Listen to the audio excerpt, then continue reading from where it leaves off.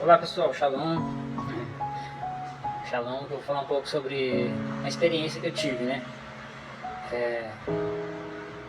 Então, muito tempo atrás, eu fiquei na neura, essa questão do nome de Deus, a gente não sabia o nome de Deus, não sabia pronunciar.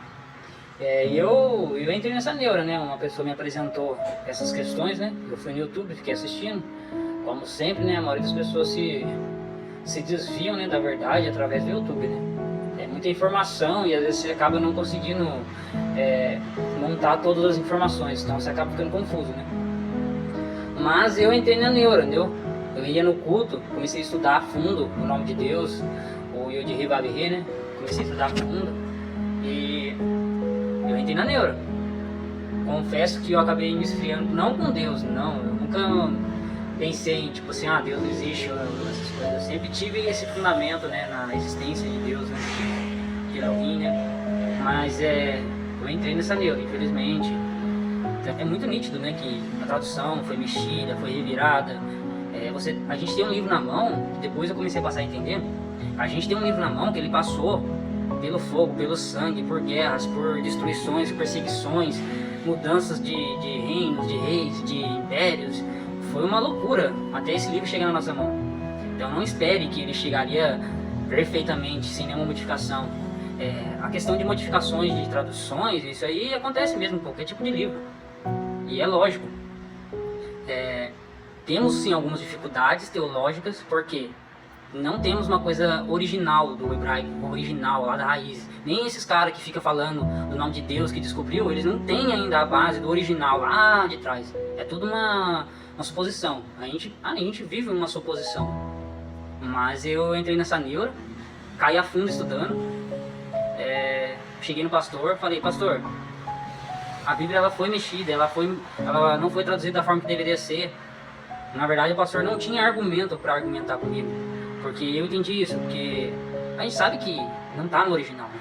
Mas eu acredito assim, que o mais importante é a essência, é o que está querendo passar. Isso Deus não deixou, não permitiu as pessoas mexer. A essência Deus não permitiu. Porque, pensa bem, será que Deus é tão pequeno que Ele não soube proteger a sua própria palavra? Será que Deus é tão pequeno, ser tão insignificante assim, que a gente tem que entrar em guerra agora porque Deus não soube proteger a palavra dele? Aí Deus pegou a Bíblia da minha mão, falou assim, se isso tá te levando a deixar de acreditar, ou tá te deixando confuso, pegou da minha mão e colocou no canto. Simplesmente isso. O que eu entendi? Cara, se tá te causando confusão, dá um tempo, né? Aí eu fui em casa, parei de me alimentar do YouTube, desses vídeos, né, que fica falando um monte, pondo guerras um contra o outro. Aí eu fui no meu particular com Deus, orando, clamando, pedindo entendimento, sabedoria. E Ele me levou numa passagem que eles mesmos usam para falar do nome de Deus, né, da questão do nome de Deus. Aí eu fui lá em Êxodo 6:3, né?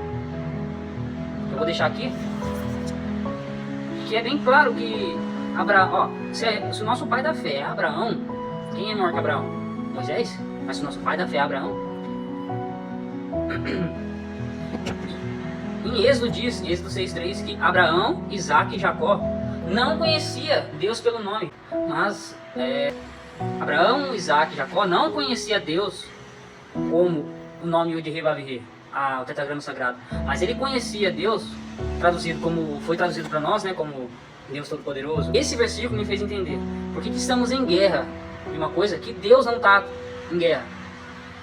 Entendeu? Como que nós possamos estar em guerra entre nossos irmãos, entre a nossa fé, trazendo uma coisa? Porque eu percebi que o inimigo é tão sorrateiro, ele traz uma porção de verdade à tona. Nessa verdade, ele acrescenta as mentiras dele, a divisão, a contenda, a confusão, porque é através da verdade que ele cativa as pessoas. Só que é no meio da verdade que ele põe os venenos dele. Então, existe uma verdade sim, que a Bíblia ela foi traduzida, lógico. Se você pegar um texto do inglês e traduzir para o português, se você for ver na íntegra, não tem como traduzir ao pé da letra, ou em outros idiomas, entendeu? Então, todas as passagens do original que vai ser traduzido para uma outra língua, ela vai sofrer alteração, isso é óbvio.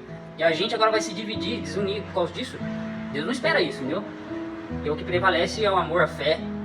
E o que condena o homem não é se conhece ou não o nome dele. Eu quero deixar bem claro isso. O que condena o homem não é conhecer o nome dele. Porque Abraão, Isaac e Jacó não conhecia. O que condena o homem é o pecado. A Bíblia fala que o pecado afasta o homem de Deus. É o pecado que nos condena. É isso que nos condena. Então eu fiz esse vídeo para que a gente possa ficar esperto, entendeu? Não deixar ser levado para essas, como que fala? Doutrinas de demônio, né, que traz divisão, confusão. As pessoas agora, quando fala de Jesus, acham que as pessoas estão blasfemando, porque Jesus, uma das traduções era cavalo, um monte de coisa que eles começam a falar. Então eu vi pessoas quebrando CDs, pessoas músicos, sabe, que louvavam a Deus, quebrando seus CDs, porque descobriu o nome verdadeiro e agora acha que é um pecado falar Jesus, o Yeshua, o Yahusha. Entendeu? Mas é complicado, eu deixo esse vídeo aqui, não sei se vai chegar alguém vai conseguir entender o que eu tô querendo dizer, porque eles entram num estado de briga mesmo, sabe? Quando as pessoas começam a se alimentar somente disso, eles acabam entrando em conflito com as pessoas. Eu vejo que eles olham todo mundo como se fosse um enganador, um mentiroso, todo mundo tá tentando enganar ele, todo mundo tá tentando confundir ele, e ele acaba ficando uma pessoa sem paz, sabe? Entra em umas... A Bíblia fala que a gente não deve entrar em confusões, em conversações tolas, que provoca divisões. Então, se realmente Deus quiser que a gente descubra de fato como é o nome dele, é uma coisa que ele vai, de alguma forma, aos poucos ele vai mostrar. Quanto tempo que passou de Abraão, Isaac, Jacó até Moisés, para ele se apresentar dessa forma a Moisés? Então, por que a gente está tão desesperado assim? Porque, agora eu pergunto, essa divisão, essa contenda, essa confusão, é da vontade dele? Se a gente fala Jesus, Yeshua, Yahusha, Yahushua, Yehoshua, ué, não tem milagre sendo operado pelo nome de Jesus?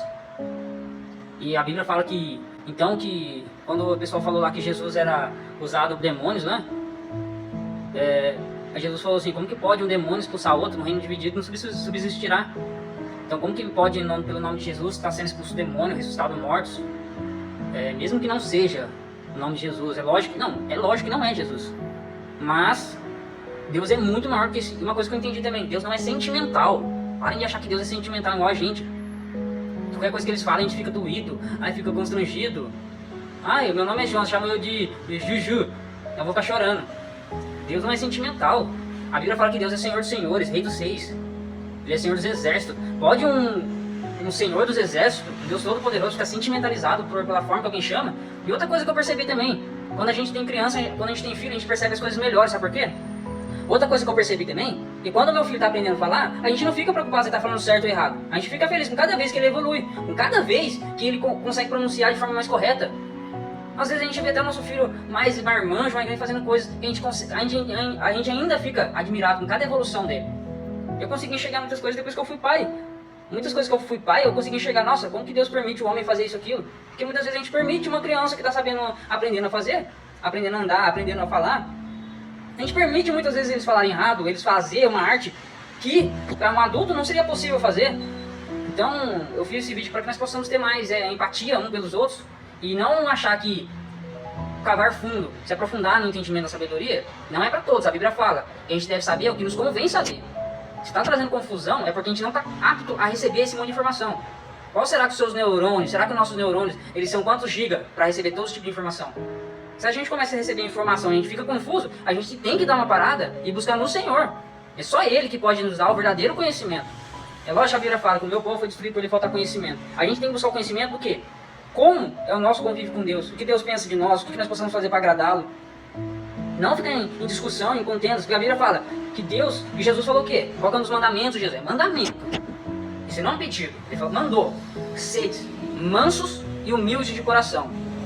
Agora com essa confusão e de um achar que é mais esperto que o outro e ficar humilhando os outros, eu fico pensando, tá obedecendo o próprio Jesus Cristo, Yeshua HaMashiach, Yahusha, Yeshua, Yahushua, tá obedecendo? Basta saber o nome dele, beleza, a gente sabe, mas agora tá obedecendo? O mais importante é a obediência. A Bíblia fala que é melhor obedecer do que sacrificar. Mas é fato, é melhor obedecer do que sacrificar. Então eu fiz esse vídeo para contar um testemunho meu, como que eu consegui abrir meu entendimento para não mergulhar nessas coisas, né?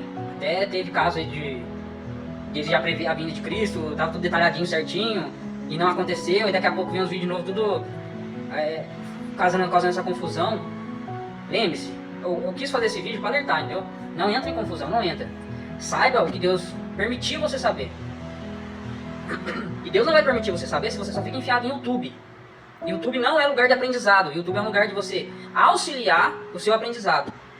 Mas o YouTube não é um lugar de você se afirmar os seus pés. Não é a igreja, não é a sua casa. Saia do YouTube. O YouTube é um lugar que ele pode, da mesma forma que ele pode te ajudar a ter conhecimento em algumas áreas, mas ele também pode te destruir. Porque é igual a IA. A IA é uma bênção. Entendeu? É uma bênção. Mas ela pode te destruir, porque é muita informação para quem não consegue captar todo esse tipo de informação. Começa a conversar com a IA para você ver, toda pergunta que você faz para ela, ela vem com uma lista de conhecimento. E quando você começa a ler, muitas coisas não encaixam, não entram na sua cabeça, por quê? Começa a falar daí lá sobre evolucionismo, evolução, criação dos planetas. Começa a falar, começa. Você que se acha um espertão, começa a conversar com a IA, pergunta para ela sobre a criação dos planetas, sobre a teoria da evolução, essas coisas que nos traz confusão. Começa. Você vai entender que é muita informação que muitas vezes você não está apto a entender. Deus dividiu conhecimentos para vários tipos de pessoas. Então nem todo mundo tem todo o conhecimento. O conhecimento nosso é dividido, porque nós em conjunto formamos uma pessoa diante de Deus. Porque Deus vai buscar uma igreja, uma noiva. Deus não olha de forma individual, Deus olha de forma coletiva. Então vamos parar de desunião e vamos nos unir. Amém? Esse é o meu testemunho e um pouquinho do que eu aprendi. E se serviu de bênção para alguém, eu quero que vocês deixem no comentário aí.